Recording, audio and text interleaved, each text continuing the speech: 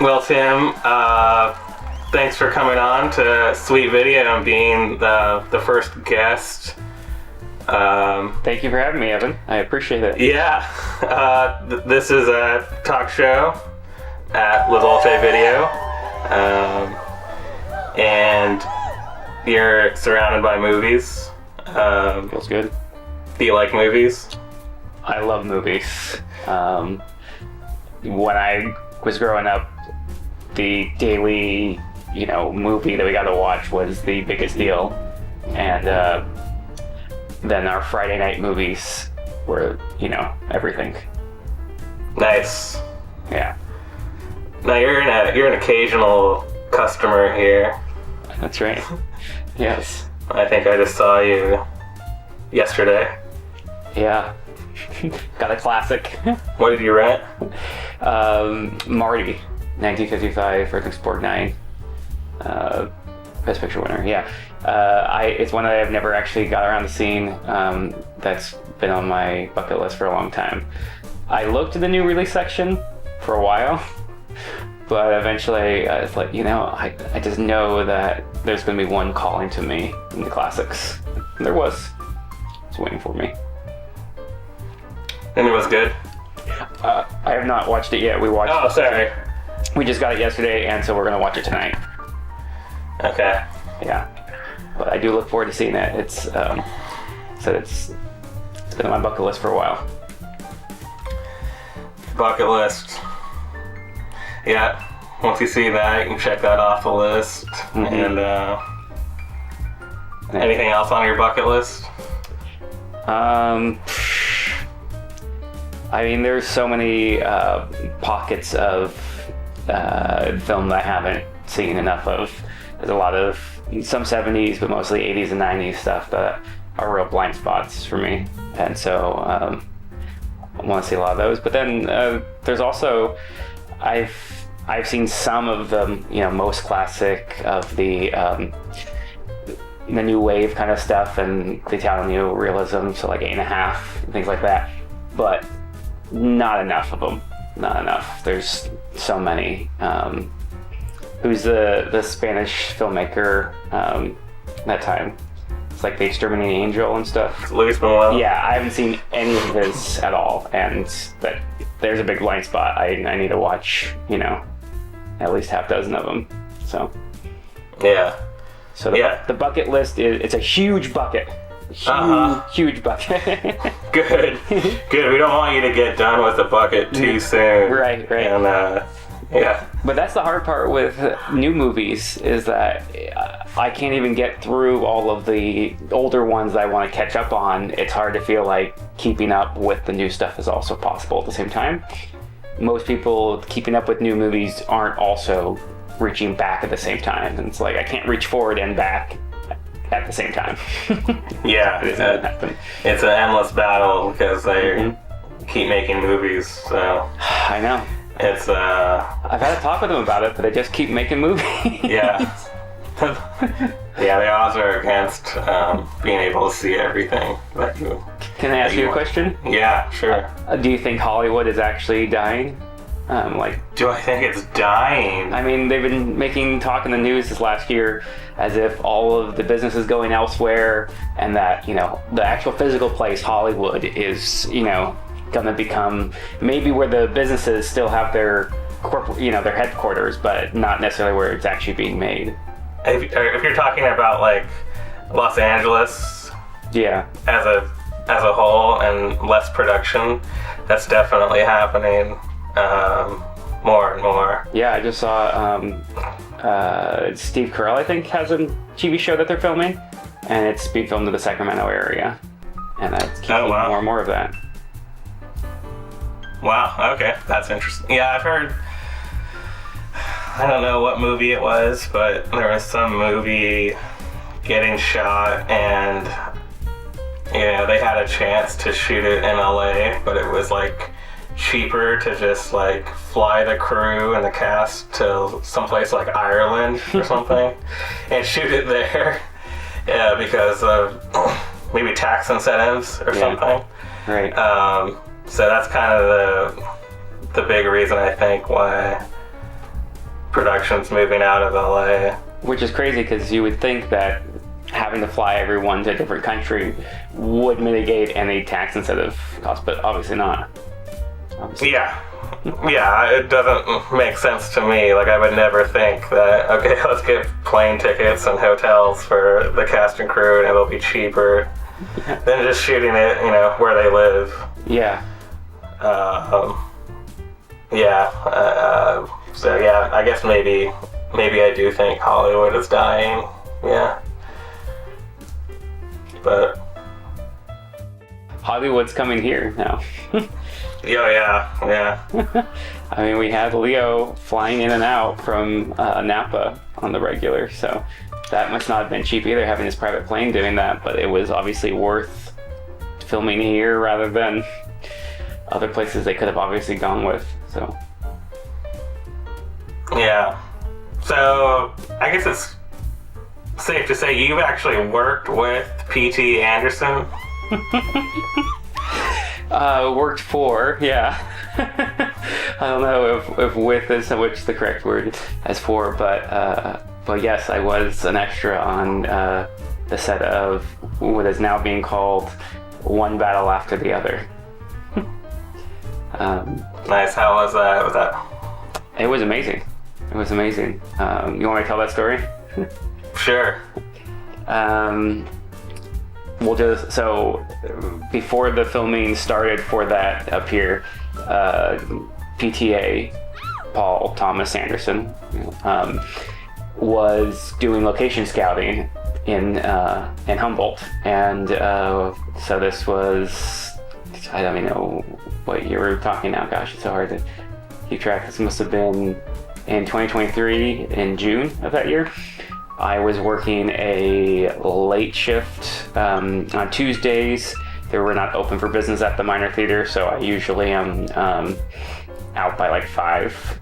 But our ice machine was on the fritz, and so I had a guy come in to fix that, and he didn't get there till pretty late in the day. So I was around like 6 o'clock or something, just waiting for that guy to finish up. That's all that was left at that point. And so I was there at a time I normally wouldn't be there, and I was standing in a place that I normally am not, just like standing with my laptop waiting. If I'm working on my laptop, I'm not facing towards the front of the theater. But I happened to be that day at that time.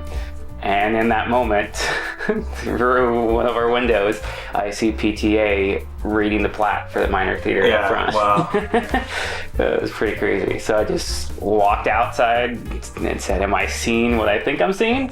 And he shook my hand and asked if it was true about the age of the theater and all this history behind it. And I told him yes, and he asked if he could take a look inside. And I said, "Are you kidding? You're my favorite, I said, would you believe me if I said you're my favorite living director?"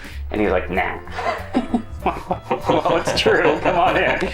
And so then I showed him around a little bit talked for like 15 minutes. I just told him what stuff there was about the theater and movies we play and stuff like that. He asked some questions, was super nice. I gotta tell him that I think he's the best. He sat through that patiently and everything, and then he disappeared, and I didn't hear anything about him actually filming up there for 6 months, and it started feeling like it was something that I was telling people, like, I met PTA, and they're like, yeah, sure, like that happened.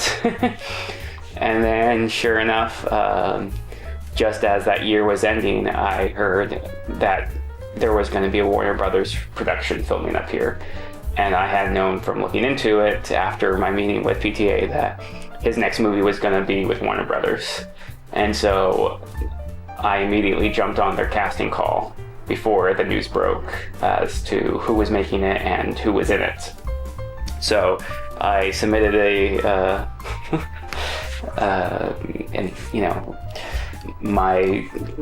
for the call for extras, and then didn't hear anything for a bit. And then went on my wife's and our anniversary trip. We went up to the Klamath, and we're in a cabin, which we didn't have any self-service, none like that.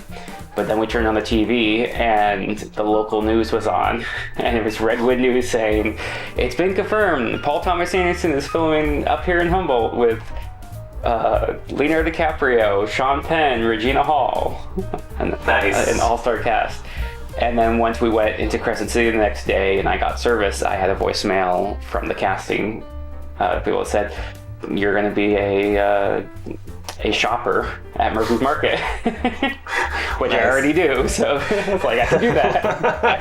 Okay, I'll bring my grocery list. Yeah, exactly. Yeah. I should have knocked out my actual groceries then. That's a good idea. But it ended up being the Murphy's in Cutton, and it was there for 8 hours or something. Sat around most of the time, but then got a good hour's worth of time directly involved in what they're doing as an extra, just doing takes over again. And it was awesome just because the mark that I had to keep going back to was kind of in the middle of where PTA and Leonardo DiCaprio were converging and discussing each take and then going back and resetting and stuff. And so it was the most surreal thing of my life, because like Paul Thomas Anderson it wasn't just hyperbole when I ran into him. He has been for a long time my favorite filmmaker, and so of all people to have made a movie up here and for me to have run into, Yeah. the odds are just so against it. It's hard to believe it really even happened. And then there was a number of extras in which we were just sitting around, and then they had chosen their favorites. The lower people had picked out who they wanted to do different stuff, and I had gotten left behind with maybe 3 or 4 other people. And then all of a sudden they needed another person, and they come back to us, and the guy standing right next to me looks at me and then looks at the other 3 options he has and goes, "Okay, come with me." And so I was their last option to go with, and so they actually have gotten a moment to be involved. We'll see if it makes in the cut. The scene that I was in is in the trailer. It opens the trailer, and the exact moment where Leo would pass by me is cut from the trailer. So we'll see if it ends up in the movie or not, but the experience of being on the set and to be able to see, I guess just that kind of pull behind the curtain. All of the professional filmmakers kind of feel like the Wizard of Oz to me, in a way that it's something unattainable and greater than myself kind of thing. And so to have that pulled back and to see they had an absolutely phenomenal crew that was on top of everything, but it was pretty stripped down compared to what I had imagined it would be. And the lighting they used was very minimal inside and none outside. And I was really amazed by that. A lot of things like that were really surprising. But the biggest thing was just when they needed something done, suddenly people would come in and just move things around, make it happen. And very, very quick. Time was money, you could tell for sure. Mm-hmm. So. Nice. That sounds pretty amazing, actually, yeah. Definitely the single greatest film experience I'm ever going to have, yeah. Yeah. The only thing that could top it is being on that dais in the future where I tell PTA, all those years ago, I ran into and was an extra on your set, and now I'm presenting you this award or something, something like that. You're going to be like an Oscar presenter. Yeah, exactly. Yeah. That would be the only thing that would top that might top it, yeah, if you were actually, in the Oscars. Yeah. So you're still a filmmaker. You make movies yourself. Yeah. You're not retired yet. No, not yet. Okay. I think I need to finish editing 2 projects to be considered retired probably at that point. But who knows what the future will bring? Yeah. I certainly don't. I'm not a seer. I can't tell the future. But I do know that I have 2 projects that need to be finished edited, and so I think that the catch-all term filmmaker does include editor. So yes. I'm contemporary. You're just an editor now. Feels like it, yes, definitely. I haven't even been writing anything of late, trying to see through projects that I've, started on. Do you want to talk about one of your projects, or? Sure, I guess Viral Infection would be the one that would do me any good. Yeah. Okay. So yeah, I'm working on this YouTube series called Viral Infection that it will star Benny Crotch, who is this guy that makes YouTube videos. He has a tip show, and so it's really, really bad. Not only is it not going anywhere, but it's just not a well-made show anyway. And so basically the idea is every episode opens with a cold open of his really bad show, and then we go into seeing his life of trying to make the show and trying to be a success, and his family life around that. And then other plots develop from there, but the idea is it's a 10 episode, 5-minute long each episode series. So I've made a number of short films, the longest one being 45 minutes, which was definitely a lot for me. This is a 60-minute project overall, so it's definitely the biggest thing I've tackled. And I think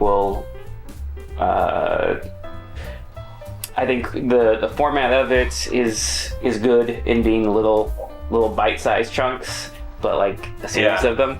And so that'll be nice. I'll probably submit it to Access Humboldt as well as on the YouTube. So that's where this show is going too. On the Access Humboldt.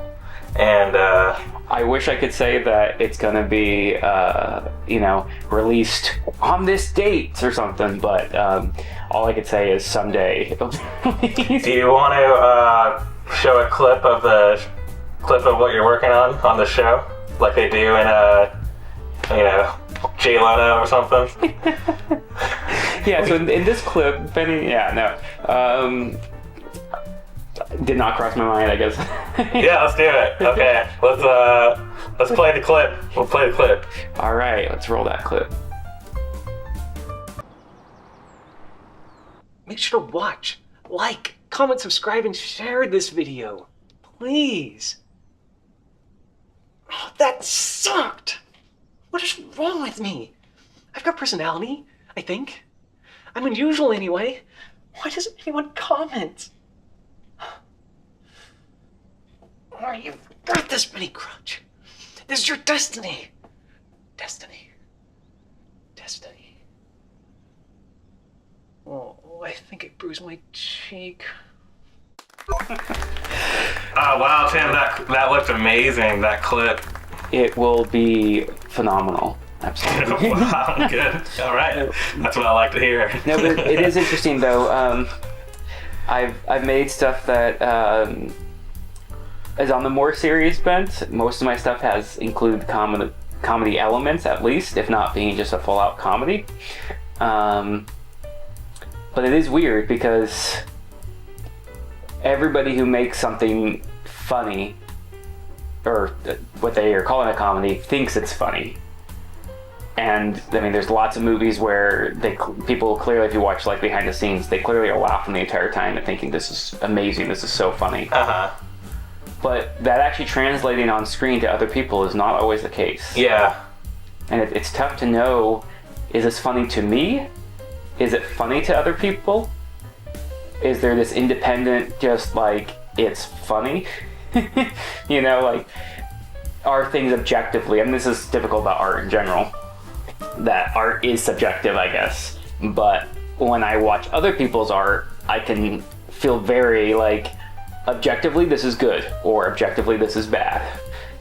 I don't think I can make that judgment about my own work, though, which is a very different kind of scenario. But I don't know, how do you judge something comedic? Because like drama, it's more like you're just telling something real, and then hopefully that connects. And it's less of a scale where like comedy, it's like people are either gonna find that funny or they're not. Yeah, I just have my own instincts to trust, and and if I think it's funny, chances are someone else will. But there's also like the delivery. Is the delivery going to be funny? And so you don't really seal the deal on the joke until it's delivered the correct way. So the concept and delivery are two different things. But right. And sometimes the delivery you don't make it, and it ends up not being funny, or maybe the delivery is so bad that it's still funny. And that's where a beautiful thing happens, where it's like a win-win either way. It's like so bad it's good, you know. I don't know if I've gotten lucky enough. I've had so bad. I don't know if it's gotten so bad to where it actually gets good again. I think I found that in between where it's just so bad. Yeah. I've done a lot of comedies where the characters are trying to be funny, so they're like, there's setups and there's punchlines. Yeah. And so it's like very obvious that was supposed to be a joke, not like that's a character thing, and then you can find it funny or not, depending on whether you're liking the character, I guess, or finding the character funny. And that was something I tried to do with Viral Infection. Was I'm a big fan of Jack Benny, real old comedian, and he did good stuff on television, but prior to his television days, he was on radio, and I love his radio show. It's hysterical. But one of the things, there's lots of wordplay jokes and all kinds of different types of jokes, but one of the types of jokes they do in it that is my favorite is the character stuff. So they just establish a lot about the character. So Jack Benny is a cheapskate. That's like the core joke. He's really tight with money. And so all they have to do is bring up the idea of him having to spend money, and then he just thinks about it, you know? And you start laughing because there's no line that's making you laugh yet. It's just knowing what's going on in his head, because you know the character. And so that was something I really wanted to do, and why I have the character name in Viral Infection of being Benny was with that central theme of he is going to have a lot of flaws, and everyone's going to point at his flaws constantly, and that will make for good comedy in itself, and that like his character is such a grown-up baby, and you know, such a shallow you know, kind of person, that you will find it funny what he's just even doing, the decisions he's making, rather than like, oh, that line is cleverly phrased or something, you know. It's like, God, this guy's so ridiculous, you know. Now, of course, there are also punchlines that other people get at his expense that are formulated, you know, like a joke, I guess. But the build up to those jokes, I don't think, without knowing the character, that some of those jokes would even be considered a joke. It's more like an observation of his character. Interesting. But if you watch enough episodes of it, you know his character well enough to be like, yeah, that's so him.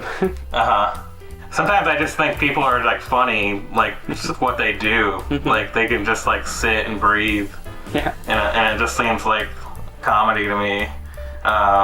They just have like an aura of being funny, but yeah.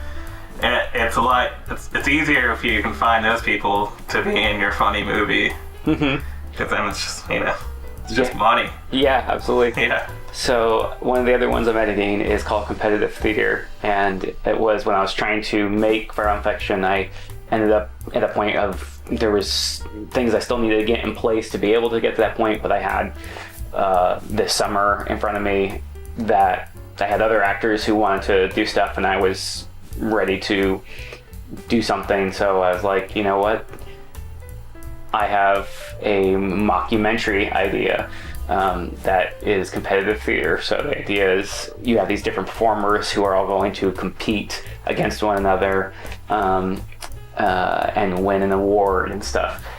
And the whole idea is, okay, so it's going to be a documentary style about this awards thing, but the awards are pathetic. No one's really interested in them. The performers who are in it are no one spectacular, but they all have huge egos and thinking that they're someone, especially since there is a documentary now being made about the awards.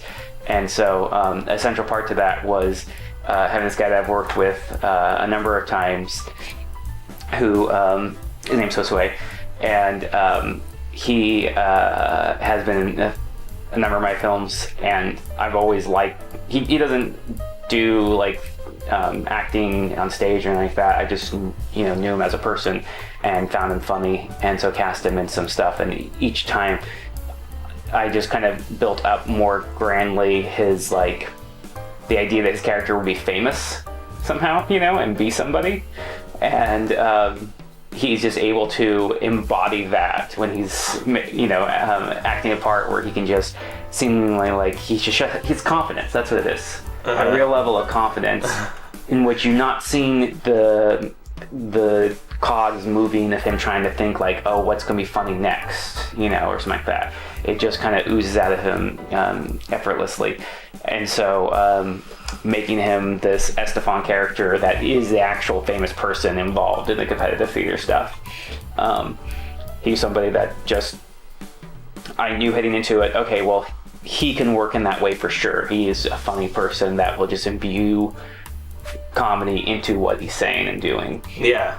And then it was like, okay, now with everyone else I have, how are we going to get that same kind of result? And I did end up coming up with a characterization that was pretty in-depth for Josue, but for everybody it was a thing of like, I need to really establish who your character is so that you as the actor can be as just into a gameplay of knowing like, this is the type of responses that that will play into. So for instance, I got you to be a character in it, and it's going to be in your interview. Really, I remember that. Yeah, I was in that movie. I acted in something. Yeah. And the idea was, you're going to be not forthcoming at all with your answers, and so it's like we had a bit within your characterization that's like, if you're leaning into this bit will continue to play out, Yeah. And so that was a good way of being able to approach it, in which I didn't have written jokes in any way, but I still wanted to make a comedy. And that's asking a lot of people to be like, so you're gonna be funny now, okay? Without like there being something actually written as far as that. And so what I found there was that writing the character pages for each person, of coming up with who their character was, and trying to make things about their character that were funny. So traits about them that would be, Oh. We've hit the half-hour mark. So that's amazing. Yeah, time is flying by. This was gonna be a long episode, maybe. I don't know. Yeah, that's a great banner. That's like you can utilize. What did it say? I didn't even read it. It said recording has automatically stopped. Oh, nice, So it's nice. Just across the screen like that. You'd like end with that maybe or something. Yeah. So it's called Competitive Theater. That's your second project. Yeah, that's the other one I have in the back burner. Do you have any clips for that you want to show? Let's say yes. You want to say yes? Okay. Let's say yes. Well, we're in 2 clips in 1 episode on the first episode. Wow. Okay. Competitive Theater, Tim's other film project. Let's play the clip.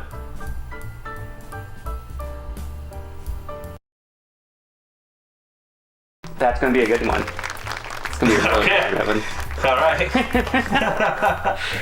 I'm looking forward to that. No, but it is something that's funny that editing it is something that is very different than other stuff, of just not having specific, this line follows this line and then this scene follows this scene. It's a bunch of bits that will hopefully fit together in a cohesive way when they get there. But one of the like, I guess I was saying, was that the cool thing that came out of it for me, as far as hopefully developing as a writer, is the emphasis on character. That when I was writing stuff prior, I feel like the character that they was kind of, I just knew it, And it's not that like I knew it always prior, just like once I started writing a character, it just kind of came to me how they should speak and stuff. And then once a line came to my mind, it then informed the character. So it's like the lines came first and then the character, if that makes sense. So it's like, oh, this is a funny line, or this is, you know, a good attitude to oppose this character's attitude, and then be like, okay, so that's who that character is they are what they're saying, and that anything trying to understand them, you can find it in the words, what they said, and that will inform you. Whereas it was exactly the opposite with competitive theater. I was having to write just a page of the character, and then from there the dialogue would come out of it. And so most of it came out of the actors themselves. I have a few lines that I thought would be, you know, appropriate that I throw out. Be like, okay, for this question, why don't you give this response, you know? And I generally was after we did it first to take to just see what they said, you know. As you remember, we would do another round of it and be like, okay, maybe how about this kind of response to this or something, and have some, you know, things I thought were funny gags. But those would come after we had already done all this establishing of the character. And so I did try to bring that to Viral Infection, which I'd already written at least half of prior to it, but that bringing that kind of emphasis on character and figuring out who the character is a bit more before giving them all the dialogue, and really making sure that the one precedes the other, not just like, because I can't stand when I watch a movie and I can see the tail wagging the dog. It drives me crazy, where it's like, why would that person have made the decision? And it's like, oh, because the writer needed us to get to this next scene or whatever, you know? It was good that it was kind of an improv. I'm not sure. I can't even memorize the scripts I write. So it's like, well, and that was the feeling I had in wanting to make it a mockumentary was, how is this going to sound not stilted like a regular film and sound really genuinely, you know, the words just coming out naturally kind of thing as they do in real conversations. And I just felt like if it's written down, there's no way that it's going to come out that way. And so even for stuff that I had thought of ahead of time, I would just keep that on a sheet for myself until we're filming, and then just verbally throw it out to the person. Be like, how about you say something like blah, blah, blah. And then that way they wouldn't even exactly, it would, closest thing would be a paraphrase of what I said. And so they'd be automatically putting in their own words. And ideally we'd get that in the first take that we try it with them. So that way they can't get it worked out really. And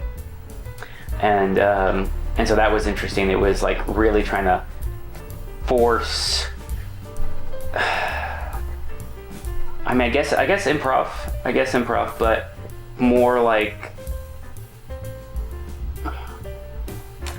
forcing them to really just be immersed in who the character is, and not waiting for a signal from me to be like, do we cut now? Is it over? Like, just staying in it no matter what's get thrown your way. And some people are better at that than others, for sure. I was really amazed. I've worked with Kyle on so many different projects over the years, and but he always had a script. And so for this one, I couldn't believe when I was looking back at some of the footage recently, just how into that character he was able to get. Because it's nothing like his real person, and there was like layers to it of basically his character is someone who was a child star and has faded as he's grown up and into his 30s. And he still wants to embrace that at times, but he doesn't live it all the time. And so he himself is putting on a character for the camera. And so there's a layer of who he is when he's not pretending, and then when he is pretending, and neither one of them are Kyle. So he's always pretending, but keeping the double layers there was something that that really just, you know, like I said, the fact that he wouldn't break out of that and really keep it for as long as he did was impressive. Yeah, I think I might know the character Kyle's playing more than the actual real Kyle. I don't know. He'd be a good person to get on the show, actually. Yeah. Real quick, is that red light on the Blackmagic camera still on? Oh, I thought you were going to do. Yes, it is. Okay, that's good news. So that means it's still recording. Yeah, so that camera has a 30 minutes limit on it. For the Blackmagic, it's just however much space you have, right? Yeah, the Canon T4i has a half-hour limit for shots, but the amount of memory that it takes, it's like 1 gig for like a half hour, and it's like a 64 gig camera. So you know, if as long as you keep pressing record, it's like recording that 640, 480. So just like tiny video. It's great. That's amazing. But that's cool they can record that long. I had a T3i Canon that only did 10-minute increments, so... Oh, wow, that's crazy. I don't remember that. Because I used a T2i, maybe that was the case. I don't remember. But, Soderbergh's Logan Lucky. He had just done some stuff with the camera work there where he just would let the characters enter frame, sit on them for a while, and then do a simple pan that was like a punchline kind of thing, and it worked really effectively, I thought. So I wanted to do something kind of like that, but I think the longest take in that is like 4.5 minutes or something, maybe 5 minutes, and it's 3 characters that walk in the frame and then do various amount of things where it was they're rearranging in the shot for the most part. There's one part where we pan down, and then it's probably about halfway through the take. And I'd say on average I do about 5 takes for normal things, and we probably did a couple more than that for that, but we really rehearsed it where I was amazed that it didn't take more takes to get every aspect right. Yeah. What do you think is the most takes you've had on one shot where it just like people are just getting so sick and tired of doing this one shot? I mean, I know that for one of the takes for Viral Infection, that is a one shot, several minutes long. I don't know exactly how long it is before we cut, but it's probably 2 to 3 minutes at least. And the cut that breaks it up is a close-up that then goes back to that master shot. So when we actually filmed it, it probably was about 5 minutes, for the take itself. And I want to say we did like 13 of those. Wow, yeah. There was a similar one to that Raw Fiction where it was another one shot kind of all playing out where people are moving around, but the camera's just staying still. And so we did similarly like a dozen takes of it, and I think most of the time, outside of like, there's this one moment in particular I could think of with Viral Fiction where this character played by John Nathanson, she is put down a beer, says that's it, and pulls out a joint.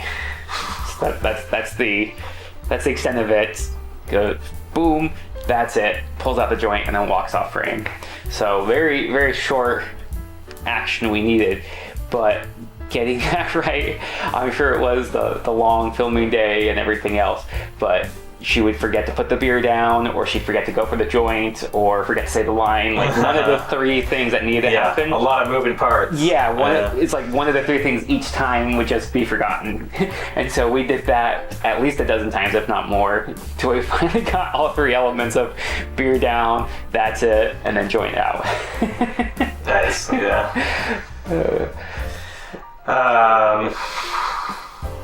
Cool. I mean, similarly, just thinking about that, we did way too many takes of this shot of a hedge right after that scene where she then walks outside with the joint, followed by 2 other people walking out to smoke it. They go behind a hedge, and it's pretty simple as far as what the actors are doing, but I was trying to get a effect of the smoke coming from behind the hedge, and boy, that's a lot harder to get to show up on screen than you would think.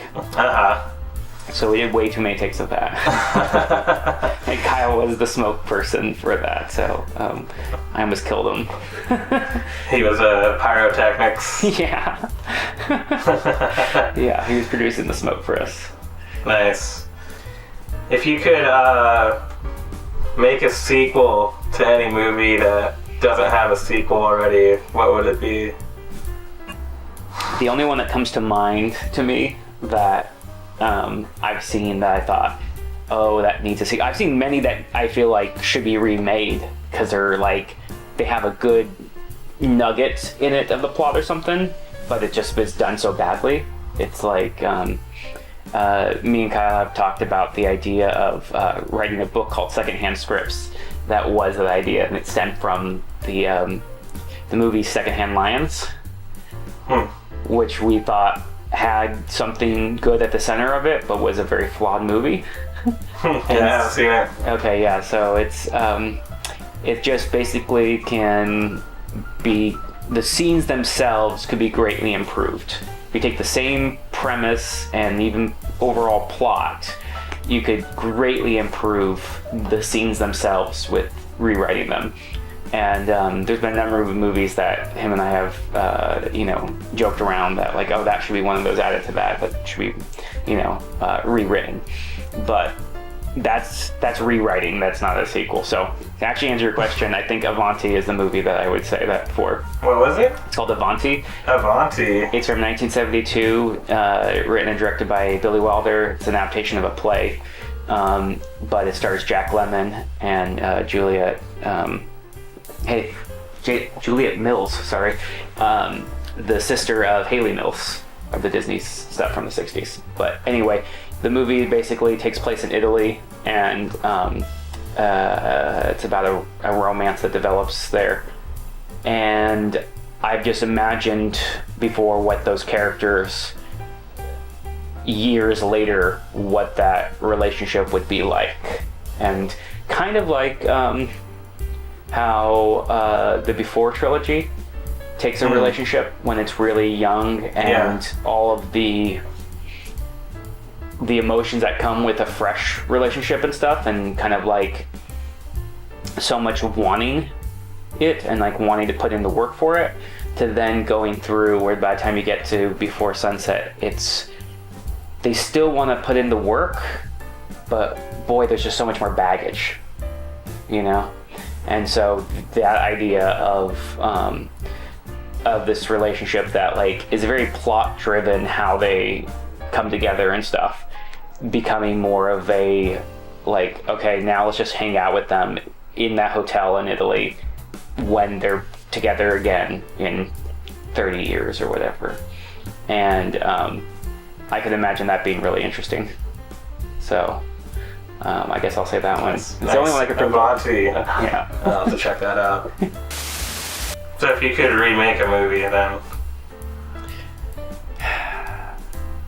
that's a tough one, I think. It is, because like you don't want to pick a good movie. Exactly, like what comes to mind are ones I really love, and yeah, something you really like, because it's like, why would I do that? Yeah, right, exactly. Like one of my favorite movies is 12 Angry Men. I just think that one is just so, it speaks to so much about society and prejudice and justice and all this kind of stuff, while being it's an argumentative, like the characters are all arguing, and so the points of views are being expressed very fully as to different things, but they're talking about a specific case. They're not saying like, well, I'm a racist, so I think this, but you can tell why someone is making certain decisions and feeling certain ways about stuff because of their prejudices and stuff like that. And so it really just puts these ideas in conflict with each other in a great way. And it's just such a tight movie. And I'm talking about Sidney Lumet's 1957 version, not the remake, which that's the thing, is it has been remade. Yeah, I mean, that one's been done. Yeah, it was a few times. So William Friedkin did a remake in the 90s, and he got an all-star cast. It was like led by Jack Lemmon and stuff, and got a lot of great actors in there. And you know, you think that would be, with that good of a director, that would be a successful remake, but because it was a good movie before, the remake is lacking in comparison. If I had just seen the remake, I probably would have said like, yeah, that was a good movie, but knowing how great the original is, it wasn't worth making a remake, in my opinion. But But yeah, it is, as far as one I'd actually want to remake, I'd have to think about it for a long time, because it'd have to be one that isn't very good but has good elements. And that's they have to be really good elements, I guess. Mm-hmm. Movies are fun. They're entertaining. They're, all those things, but they're also really powerful and can be very important. And that movies have changed people's opinions of things over the years. They've made people, think about things differently. They've made our expectations of how someone should be and what is a good person. There's a lot of things that tell us what we should expect from people as far as good behavior. A lot of those are like religious type things or ethical, type things. And the thing that goes back probably through all of time, but that what we can see in the written record of time, is that we write stories that have heroes that do good things and that overcome the bad things. And it seems to me that we've used that to impart our own sense of right and wrong into those stories, so that way they can carry on, and that we imbue our art with a sense of that. And it's easy to think that means you have to get preachy, and I don't think that ever really comes across well in art. Yeah. That's what a church is for, is to preach. Yeah, there's a place for that. Right, exactly. Exactly. And then the story should be much more subtle, where you as the audience are going to make certain assumptions when watching a movie, and if you come to certain conclusions about stuff without it even being talked about, but you're just like, okay, yeah, that person telling the truth was a really good thing. I'm really glad he ended up doing that.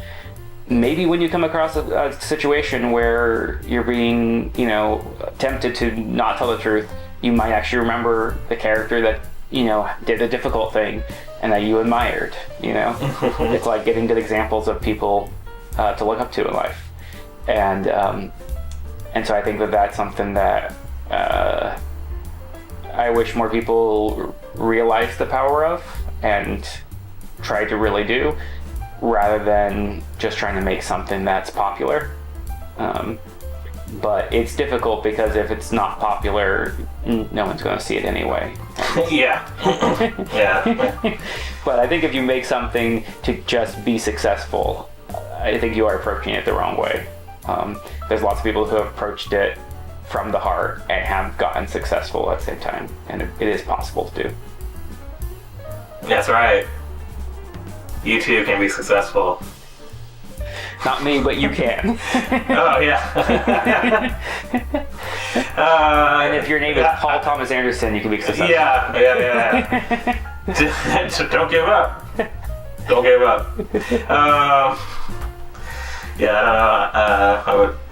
I wouldn't say I'm the example of success at this point either, but hey, I'm on TV. Mm-hmm. So I'm on TV right now. So I did something. And I look forward to your future. You should talk about Coolidge a little bit. Oh, no, this isn't alright. This isn't the right place for that. This isn't about the guest. I'm just a TV man on the TV. So. Man on the TV.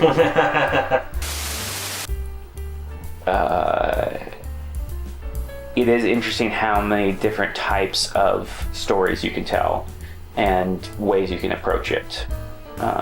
Yeah. Like, I've done some things that are visually very loose, and other things that were like exactly laid out. Like, I guess here's a question: when you're filming, do you have a shot list? Sometimes. Just I mean, I have a shooting script. Mm-hmm. Where there's a list of shots, and basically the way I write a script is pretty much a shot list. Okay. That's just how I space the sentences out. Totally. So if I have, in a script, if I have two sentences together, those two things happen on the same shot. And then if I'm gonna cut, then I'll hit the paragraph button and hit enter a couple times, start a new shot. Okay. So my scripts are basically kind of like shot lists. Okay. Yeah. So do you have things like close up on his face? No. Something like that? Not like that. Okay. Not like notes for the cinematographer or anything. Right. I just, I just look at what I wrote and I remember how I wanted it to look. Totally. Although, in the future I may have to do something like that. I've worked with a cinematographer in film school, but I have never worked with one. Well, I guess that's not true. I did work with one on a short after film school, and I don't remember ever putting in shot notes like that. I just kind of told. Did you find that difficult? Because I've always filmed everything that I've done, and so having to translate, how something is supposed to look to someone else, I've never had to do. Is that? It really depends on the person that you're working with, whether it's gonna be difficult or not. If there's someone that kind of gets what you're doing, then hopefully this toilet doesn't break. But someone that gets what you're doing, then it's pretty easy, and you can discuss what you're doing before the shooting day. Right. And maybe they will take notes and have their shot list, I guess. I don't know. Right. But yeah, I never liked seeing director notes and scripts. And I was always taught, if you're the screenwriter, don't do that, because that's not your job. For sure. And no, yeah, when I'm writing stuff, I don't include anything like that, like we move to or things like that, really. That's like describing what the camera's going to be doing. Yeah. But I definitely have thoughts in mind, and if the earlier films, I would lay out exactly ahead of time what I was thinking, and maybe I didn't always follow it exactly, but at first I think I really did, where I would even put the lens I wanted to use, whether it was going to be a close-up, medium, or wide shot, and which character it would be on, or if it was on, an object rather than a subject or something. Yeah, I think I would maybe put CU next to a shot, just pencil it in CU, or MS or medium shot, or maybe just an M, or maybe a W for wide. Keep it real loose though. Nothing real specific. Yeah. Just keep it wide. This one's closer. Closer than the last one. Right, and so when I'm imagining those, I have specific thoughts in mind of how wide or how close. But since I haven't had translated to someone else, I haven't tried to come up with more specific descriptions than that. I probably did stuff like that with the first couple ones I did.